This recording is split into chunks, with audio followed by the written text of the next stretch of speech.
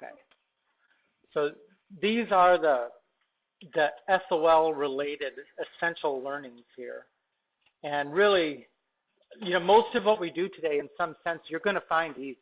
Okay, you will think that it's easy, but there's actually some pretty important concepts in there that we tend to struggle with, specifically domain.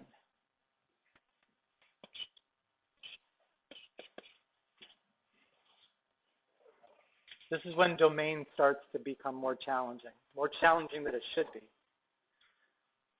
But you'll see what we mean by function operations. I mean, that's the textbook's name of this section, so that's why I put it up there. Really, the first 4 function operations are hardly worth covering. Everything is about this last one, composition of functions. And that's really important, and it's really important to what we do next lesson and for the rest of your math career. The first 4 function operations are add, subtract, multiply, divide. And they work pretty much like you'd think add, subtract, multiply, divide ought to work. Right? You won't think that there's anything too hard about just the basic, how do you add 2 functions or subtract or multiply or divide. Now, you might get a little bit confused with the notation, right? The notation looks like this. We're adding 2 functions, and the way we write it is f plus g in parentheses. The f and the g are functions. And then you have another parentheses with the x in it. Okay. That is function notation, right? It's like saying f of x. This is f plus g of x, right? It's not a multiply. You don't want to look at that right there like you see this f plus g and you see the x like there's an extra x in there that you got to multiply by. You don't, right? This is just the function notation for the addition of 2 functions. Right, so don't confuse that right there. Not a multiply.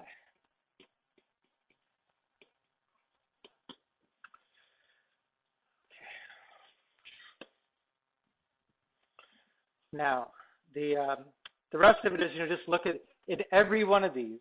Okay, if you start with notation that looks like f plus g of x, you're going to rewrite it like this. You're going to write it as f of x plus g of x, right? The subtract becomes f of x minus g of x.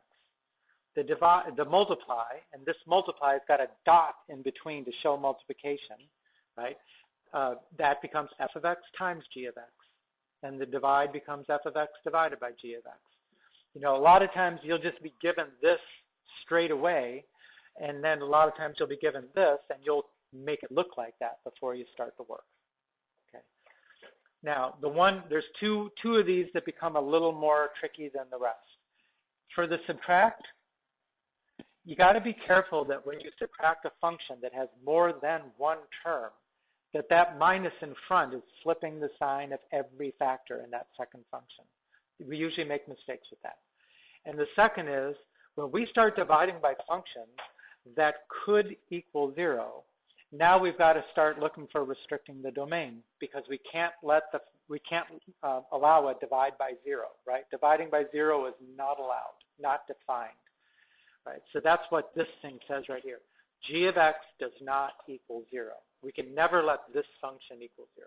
So we have to address that a little bit too.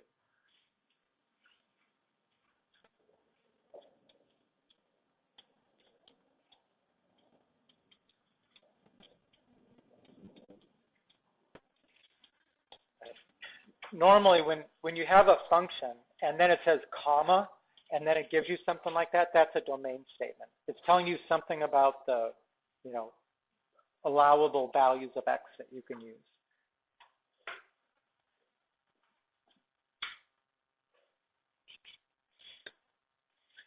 Okay, so adding and subtracting. Here they've defined 2 functions, right? F of x and g of x. And it said find f plus g of x and find f minus g of x. And you can see that the first step is rewrite it, right? Rewrite the f plus g of x as f of x plus g of x. Rewrite f minus g of x as f of x minus g of x. Okay, then substitute, right? We know what f of x equals. It equals 4x plus 7. So put that in the place of f of x. Right? We know what g of x equals. It's that. So put it in the place of g of x.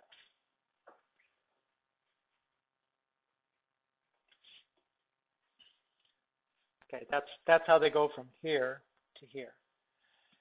And then you have to simplify. You know, combine like terms if there's any like terms to combine. Write it in standard form. Usually have the highest power term to the left, descending order of powers. Right? Like I said, the add is pretty straightforward. Not many places to make a mistake. But when you get to the subtract, once you've substituted for the f of x and the g of x, you got to be careful. This here, right? This is not 4x plus x, right? It's 4x minus x because of the minus in front. You know, normally, if I wrote it like this, like they did right there, I would take another step and show it like 4x plus 7 minus the square root of x minus x. Show how that negative, you know, distributes onto both terms. I mean, if you don't, that's fine, but I'll tell you that that is usually where we make mistakes. I would say that out of, you know, 75 Algebra 2 students that I've got, half will make that mistake. When it comes right down to it on the test, we'll make that mistake. Okay, so now you can see the 4x minus x becomes 3x. So adding and subtracting. Pretty basic, right? Nothing really complicated there. In fact, if I didn't tell you how to do it, you'd probably have figured it out. Kind of intuitive.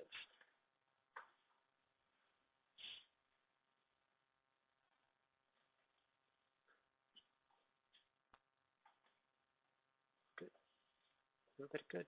Ashley.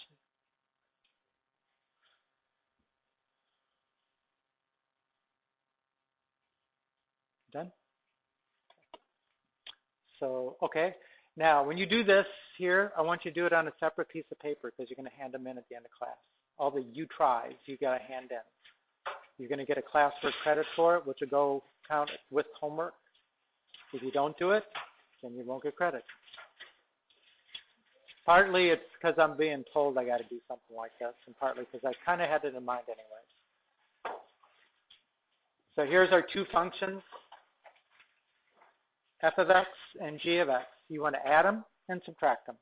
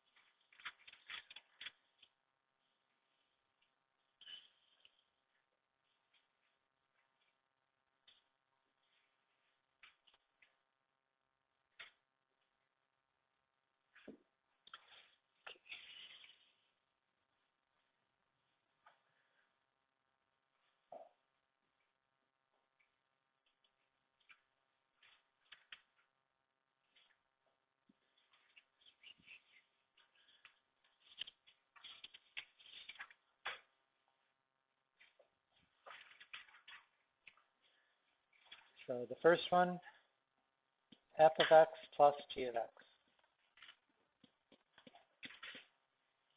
Right? So now we write 2x squared plus 8 plus x minus 3. Which are the like terms? The 8 and the 3. Right? So 2x squared plus x plus 5. So the subtract f of x minus g of x right, equals 2x squared plus 8 minus x minus 3. You know, I'm writing it minus parentheses, right? And now I'll take another step and do 2x squared plus 8 minus x plus 3.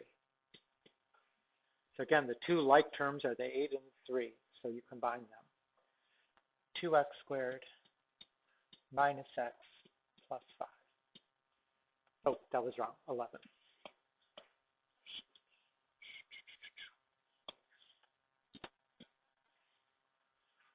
So adding and subtracting.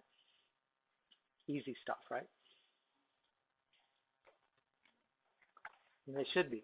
You know, whenever we have a test, there's some questions that are really intended to be easy. And I'm sure if we get these on there, it's intended to be kind of the ones that everybody should get.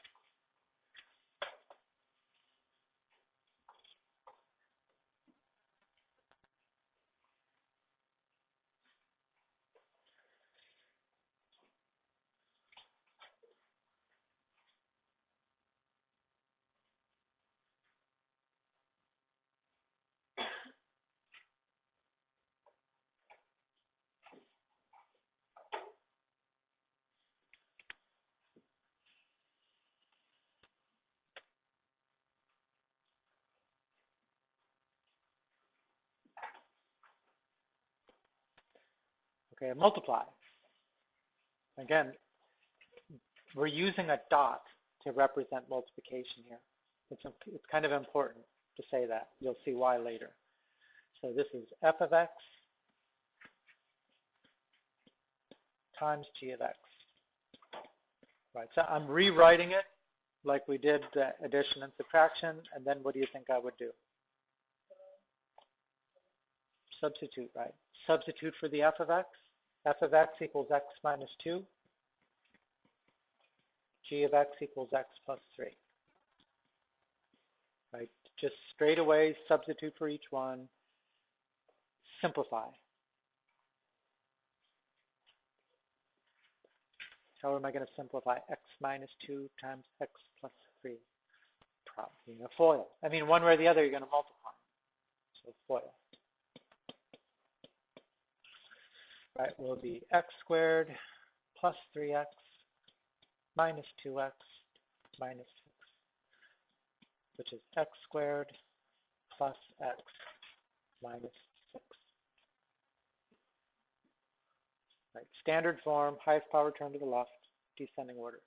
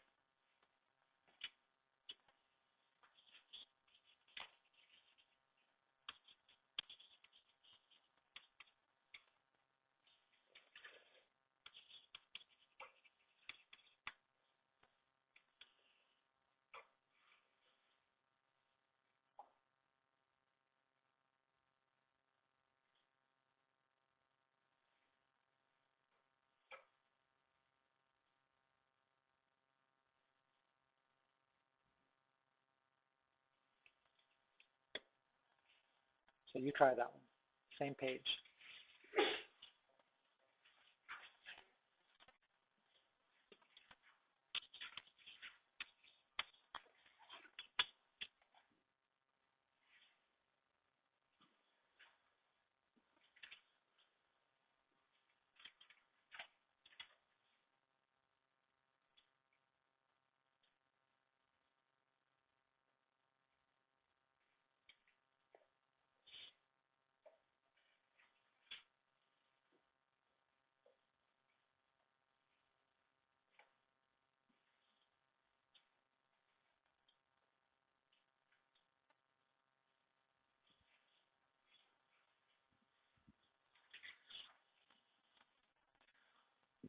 That's an easy one.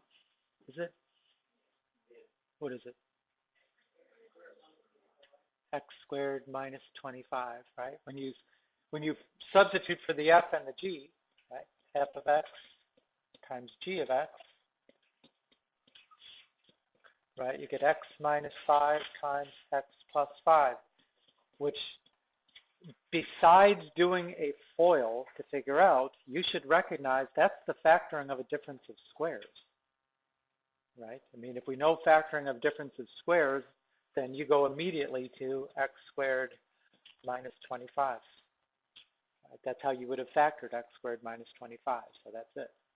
Now, if you FOILed it, right, it's kind of like a multiplying conjugates, right? X squared, then you get plus 5x and minus 5x. The middle terms cancel. And 5 times 5 is 25.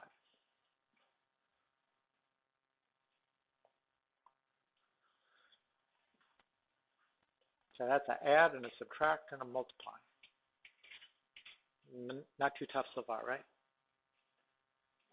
Thumbs up, thumbs down. Thumbs up. Okay. Dividing. Okay. The pure process of dividing the functions is not that hard, right? We'll see what becomes hard about it. I mean, this is the f over g of x. F of x divided by g of x. We're just rewriting it according to that first table, and now we'll substitute. F of x is x plus 4. G of x is x squared minus 1.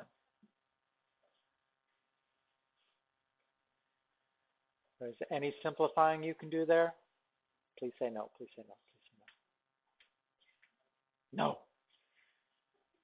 Don't. You cannot cancel like x's in the top and bottom. They're not factors of the numerator and factors of the denominator. Right? So don't jump to that. There's nothing you can do to simplify that. That's it. That is the divide. Here's where we get into the problem with domain. Right? There are x values that if you plugged them into the denominator there, you'd be dividing by 0.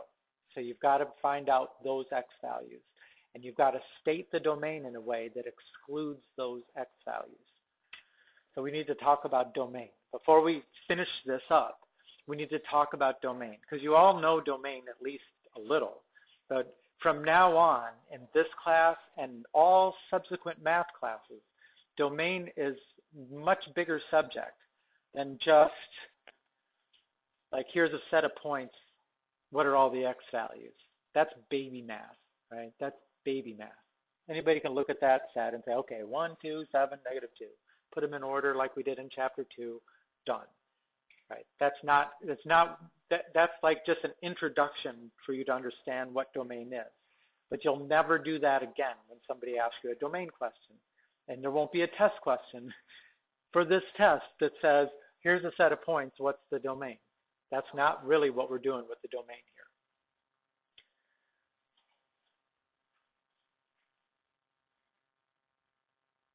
here. Okay.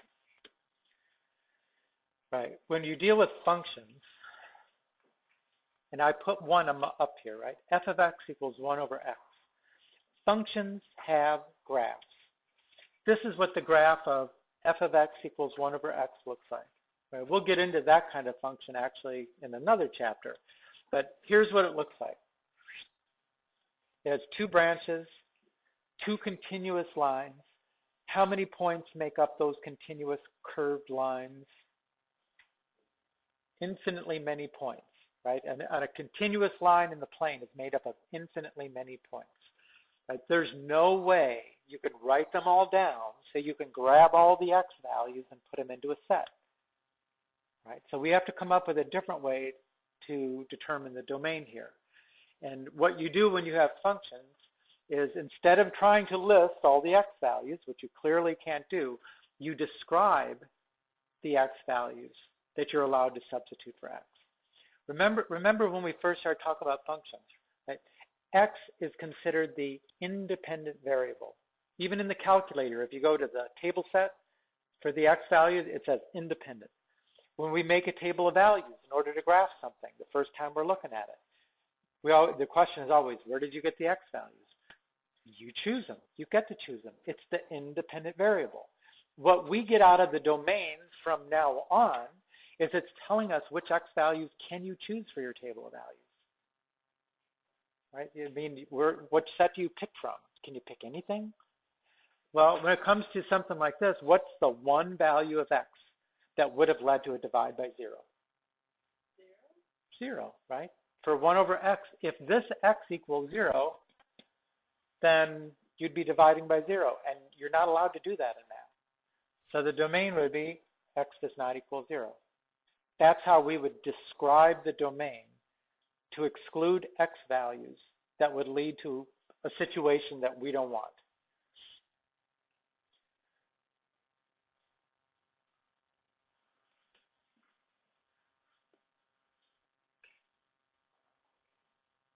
Okay, Ashley.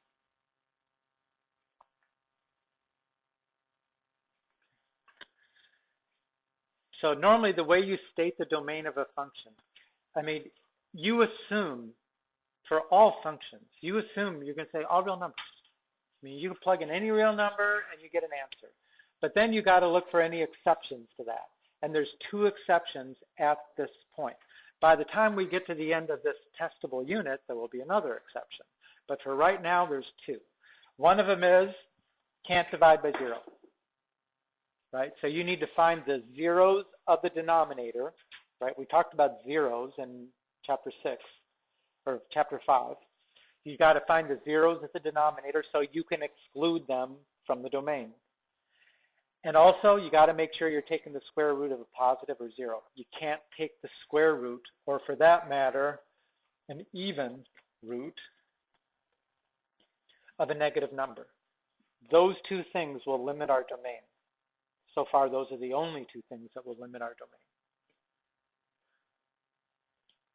So you can start every time you're asked for a domain, you can start by saying all real numbers, except, and if there's no except, if there's no dividing going on, if there's no square roots being taken, then it's all real numbers.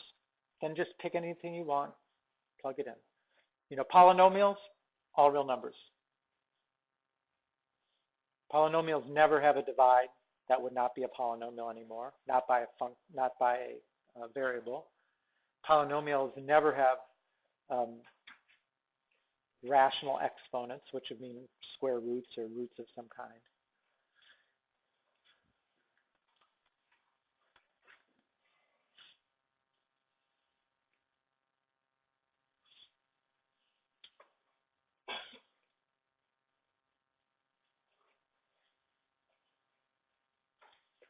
Good, good, good. Tell me if I'm too fast. Okay, so now we go back to our previous problem here, where we had already done this part of it. We said f of x over g of x is this.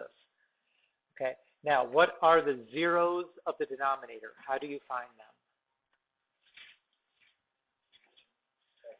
You set it equal to 0. In fact, let me not even do it there. Let me do it up here. X squared minus 1 equals 0. Remember, zeros are the X values that make a function equal 0. So set it equal to 0 and solve. How would I solve that?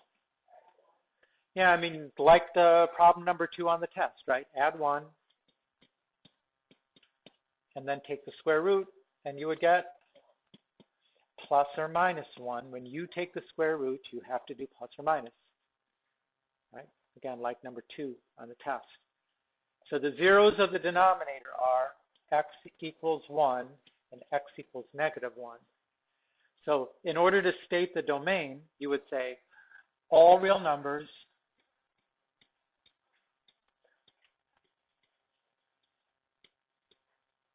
except x equals 1 and x equals negative 1. Meaning you can plug in any other value of x without fear of doing anything wrong, but just don't plug in x equals 1 or negative 1. And really, most of the time, we don't even say it like that. Usually, the way you state the domain for this one right here, you would say it like this. You would say x does not equal 1 and negative 1. It's implied it equals everything else. It just doesn't equal those 2.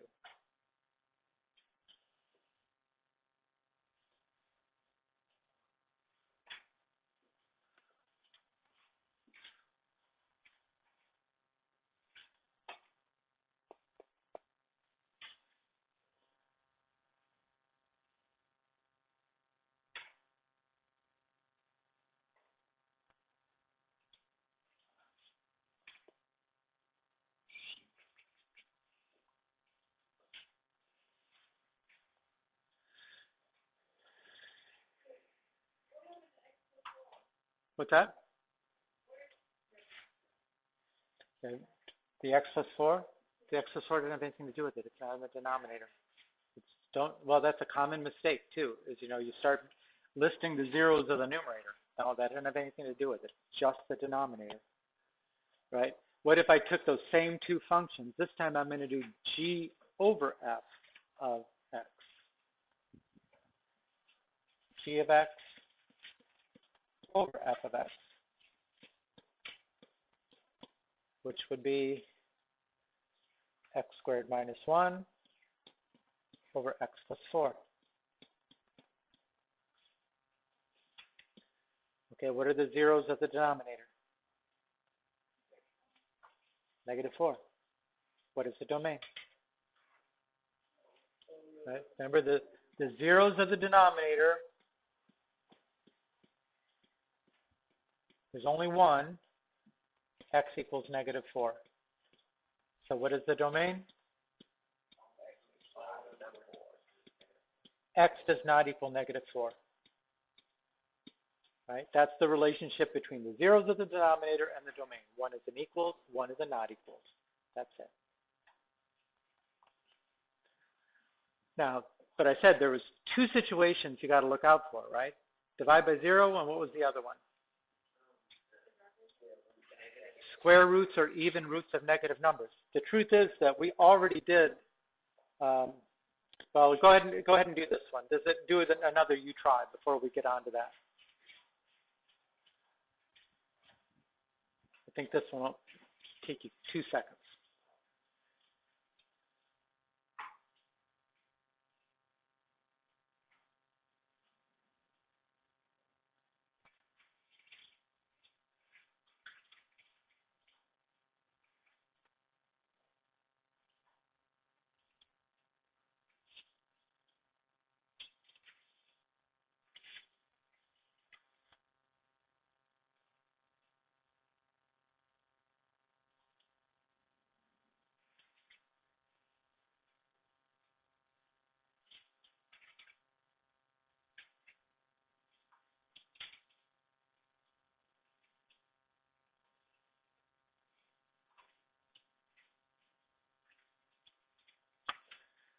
So what was the domain? X is not equal to -6, right? F of x over g of x is x squared minus 3 over x plus 6. So the domain is x does not equal -6. You don't have to state the zeros of the denominator, but in the end, that's what you're finding. You've got to state the domain. So anytime you get a variable expression in the denominator, are you going to have restrictions? Not necessarily. I mean, you could. What if you had 1 over x squared plus 1? Is there any way for that denominator to equal 0? No, because x squared is going to be at the minimum 0 and then go up from there, right? So no, there's no zeros at the denominator, so the domain is all real numbers.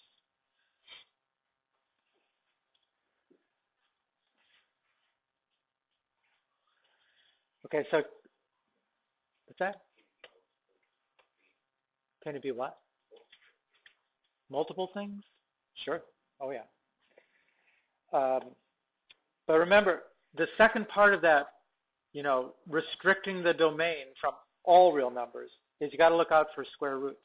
And in our addition and subtraction of functions, we actually had that going on, right? We had a square root of x in both of them. Right, again, what are the acceptable values of x that you can plug into a square root? Greater than or equal to 0, right? It cannot be less than 0. So you have to look at that one there in particular, and you have to say domain is x is greater than or equal to 0. Can't plug in a negative. If you plug in a negative, that one term will be undefined. So you can't add them up. So yeah, can you get multiple things going on? What if you had this going on? What if you had when I did the f of x over g of x, what if it's like x plus 3 over the square root of x minus 1? Now I've got divide by 0. That's an issue. Also, I've got the square root of a negative number. That's an issue. More than one in the same thing. Right? What would be the 0 of the denominator? What value of x would make that 1? Right? And even inside a square root, right? If you have 1 in there, 1 minus 1 is 0. So you'd have to say x does not equal 0. But what kind of inequality would I set up to make sure that it's greater than or equal to 0? Would it be x is greater than or equal to 0? No, it'd be x minus 1 is greater than or equal to 0, right? It's what's inside the radical that's got to be greater than or equal to 0, whatever it is. In this case, it's x minus 1. So x, if you solve that, that's x is greater than or equal to 1. So you'd have to put both of the domain would have to be both of those together. X is, well, actually, is not a problem. This one here is going to make sure you're greater than or equal to 1. And so the x is not equal to 0 wouldn't even matter because it's not greater than or equal to 1. But yeah, can multiple things be going on in the same problem? Yeah, they can be.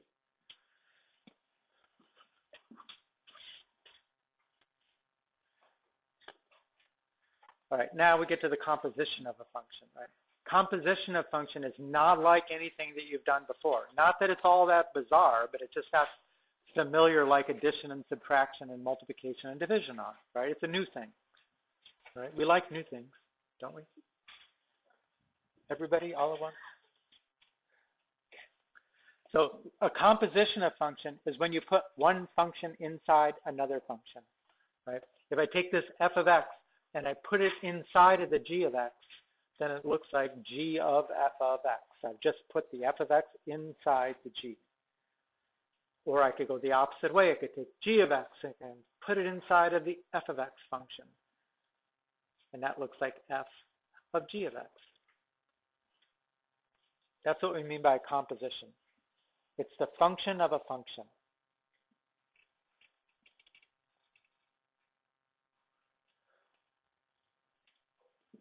I know we had a word problem that I recall. I think it's actually in pre-cal. Was something like this.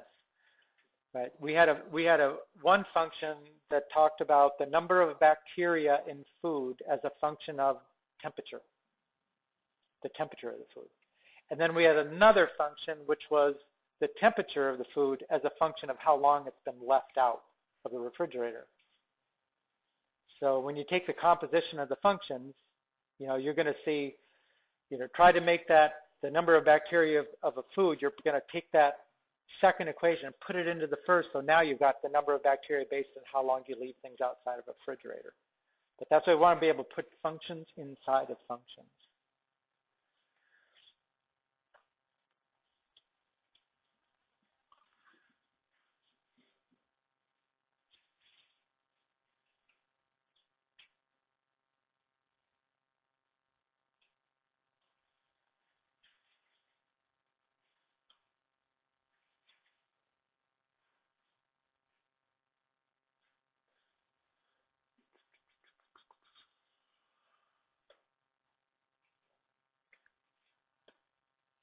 So here's a specific example, right? F of x is x plus 4 and g of x is x squared, right? Let's put the f of x inside the g of x. Let's take this x plus 4 and put it inside of the g of x function, which means you're going to replace the x with x plus 4. And what does that look like? X plus 4 squared, right? That's putting this function, f of x function, inside the g of x, x plus 4 squared.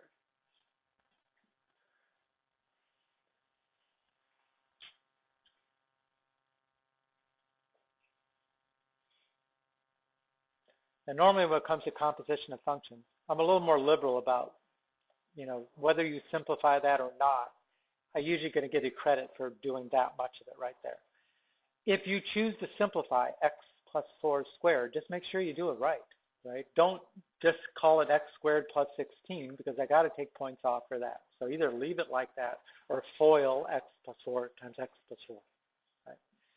So anyway, that's g of f of x for these particular functions.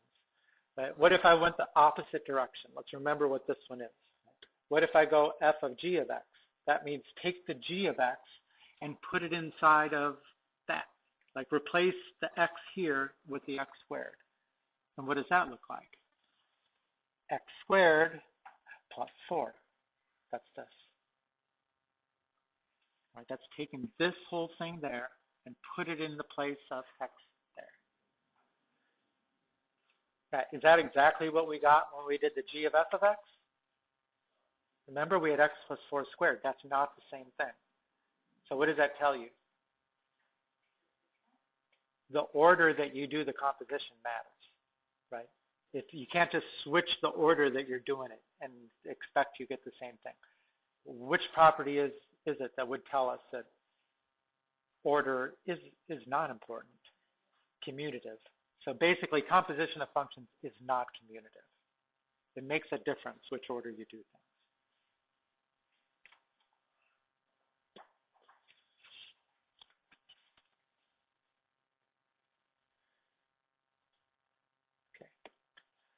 Now, when you do the composition of a function, the actual notation for the composition of functions is this here. It's g, this is g of f of x, right? It's g, and then it's a little open circle, f of x. You got to be careful. That is not a multiplication, right? With multiplication, they're using just a solid dot, pretty small too, right? For this one, it's actually a little open circle. That is supposed to mean composition. Now, most of the time, if it's written like that, g of f of x, you're going to rewrite it like g parentheses f parentheses x as the first step anyways. You know, we usually don't do much work with it as it's written like that, but you definitely need to know what it means when you see that. It means this. It means g of f of x. In either way you see it written, right? It doesn't matter if it's written like this or like this. You're still going to say the way you read it, g of f of x.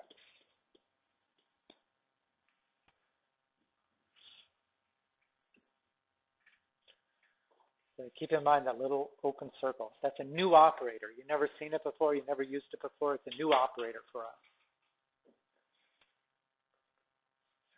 A lot of times, you know, it's really actually already written like that.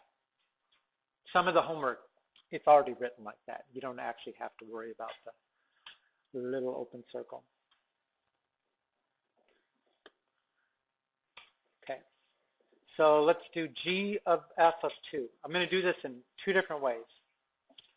Okay. The first way to do it is like this. First, find g of f of x, and then second, evaluate, right, for x equals 2. Well, let's see, g of f of x, g of f of x would equal g parentheses f parentheses of x. Again, that means we're going to take this function right there, and we're going to put it in the place of x there. Right. And what is that going to look like?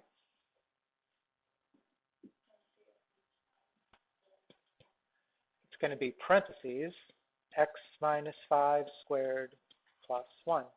Right. That's taking the f and putting it inside of the g function. Okay, that's the first step. The second step is evaluate it. G of f of 2. I mean, how is it that you ever evaluate a function, right? If I said find f of 2, what would you do with the 2? If I just put it in x equals 2, right? Well, it's the same thing here. Where we know what g of f of x is, now find g of f of 2, which means just plug in x equals 2. So that'll be 2 minus 3. Oh, sorry, that's not a 3. 2 minus 5 squared plus 1, which is negative 3 squared, plus 1, which is 10.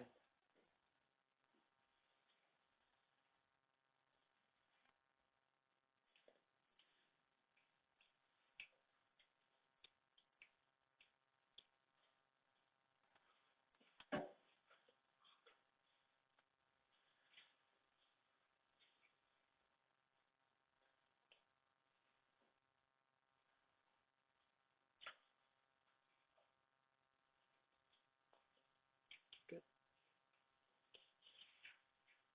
Shiz, are you okay? Right. There's another way to do the same problem. And to tell you the truth, I mean, there's a lot of times that this is probably all you really want to do, right? And that is, let's rewrite this. We're going to do G of F of 2. Okay, well, F of 2, you can figure out, right? If you got F of X, what would F of 2 be? F of 2 is 2 minus 5, which is negative 3. Right? So evaluate, the first step is evaluate what I call the inner function.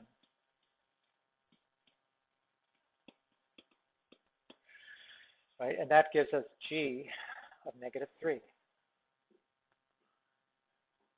Okay, then evaluate the outer function. Right? So what is G of negative 3? If G of X equals X squared plus 1, then G of negative 3 is negative 3 squared plus 1. Which, we get the same answer any way you do it. And we never have to make that function G of F of X, right? We did never have to do that. We just went ahead and evaluated the inner function and then plugged that result into the outer function, and there's your answer. If you go back to, what's that? Are you copying?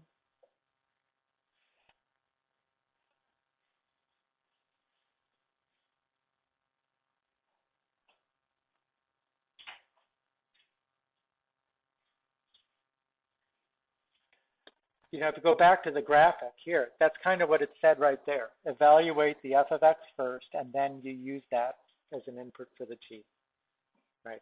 Pretty much they were describing that. The thing is that you really do need to know how to find the G of F of X and F of G of X. I mean, you really do. I mean, most of the time when we do this, and including next class, when we're going to use this process to find what we're called the inverse of a function, we need to be able to do it with G of F of X, not just having numbers in there and never creating that. So I'm going to go ahead and, what happened there? Okay, go ahead and do that one. There's a you try. I guess I got one more after this. Do F of G of 2, any way you want.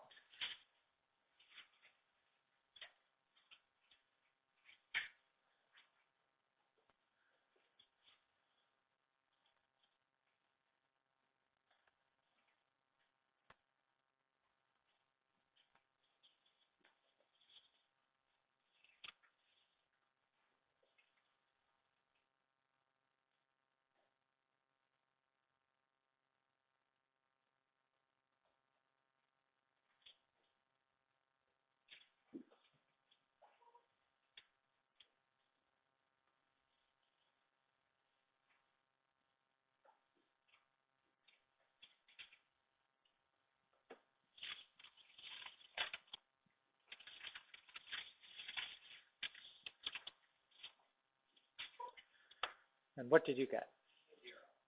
0. You should have got 0. Right. Again, I'll do it this short way, because we're going to do the other way for one more example after this. F of G of 2. Okay, well, what is G of 2? Right. G of 2, if this is G of X, how do you find G of 2? You plug it in for X, and you get 5. So in place of the G of 2, which is inside the F of X, replace it with a 5. And now use the f function.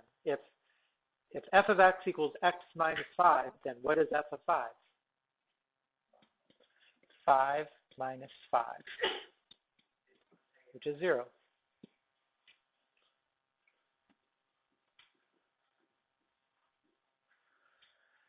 You know, purely in terms of domains and ranges, what you see is that, you know, the range of the inner function, right, the y value that you generated by plugging in the 2, that became the range of the g function, and that became the domain of the f function. Then you plug that back in as like the x value,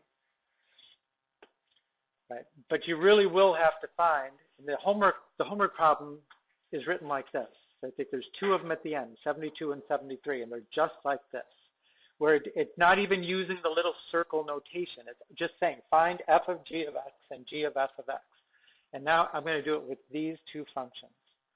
Okay, so for the f of g of x, that means I've got to take this and put it in the place of x there. What is that going to look like? X squared plus 5 over 2. Okay, what about if I did the other way around? What if I took this and I put it in the place of x there? That would be the g of f of x. What does that look like? Right? That'll be this, x plus 5 over 2, and that whole thing is squared.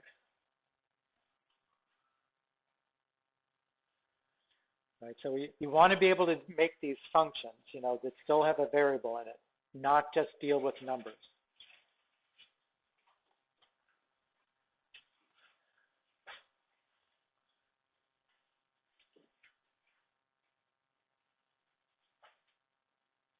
So one more for you, a you try. Okay.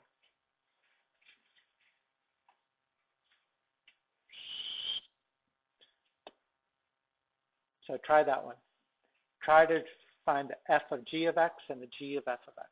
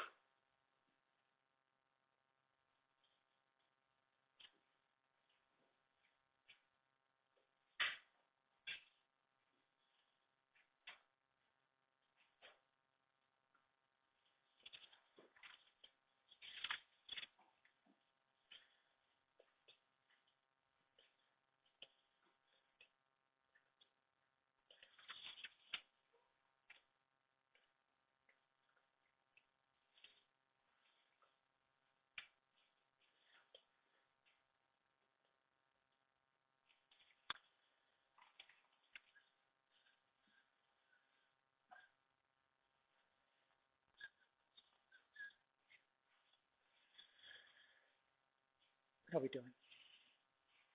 Anybody get some?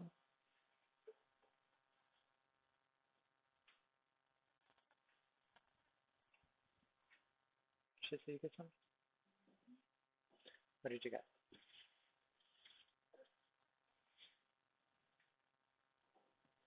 Okay, so simplify. Simplify them as much as you can.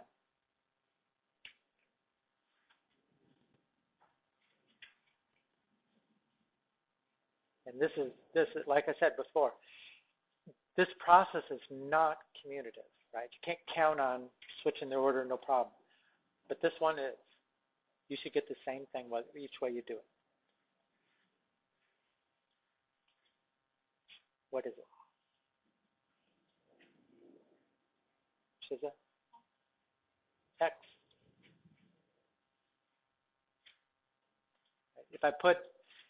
If I go f of g of x, that means take this here, right, and put it in the place of the x over here.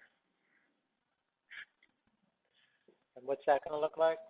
That's going to look like 2x minus 3 plus 3 over 2. So that is, the 3's cancel.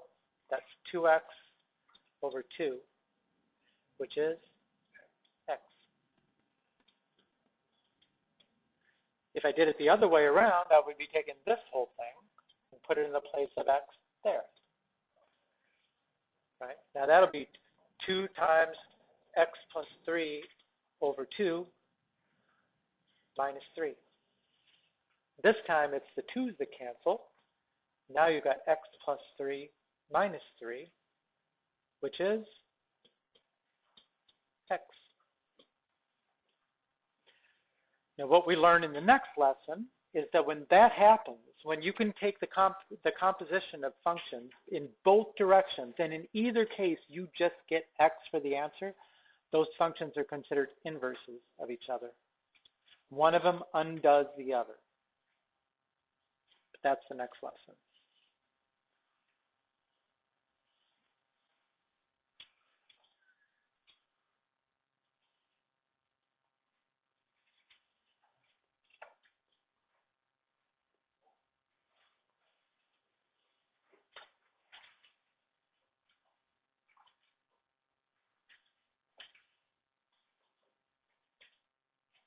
Okay.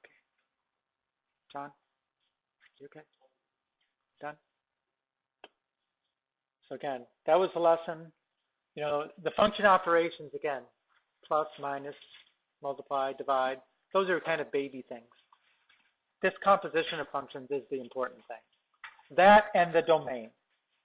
You know, understanding how it is we deal with domains of functions, not in the way we've dealt with domain in the past. I mean, this is the first time we do it, and it just, from now on, we're always talking about domains of functions.